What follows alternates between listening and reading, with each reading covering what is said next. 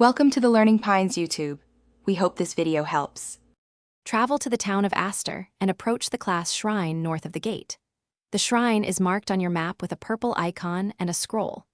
Open the character menu and choose the class panel to view your current class and attributes. Confirm you carry 1 purge stone and at least 5,000 gold in your inventory. If you lack the stone, craft one at the alchemist for 3 herb bundles and 200 gold. Interact with the class Shrine and select Remove Class to begin the process. A confirmation window appears showing cost, consumed items, and refunds in clear text. Confirm removal will cost 5,000 gold and consume 1 purge stone immediately upon acceptance.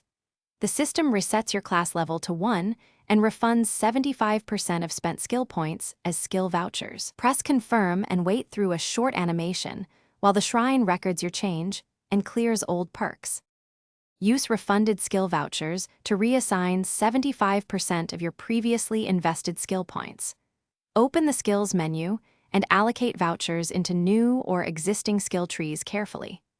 A cooldown of 24 hours prevents additional class removals after a reset, so plan your builds accordingly before confirming. Visit any trainer in major towns to retrain skills for 100 gold per slot.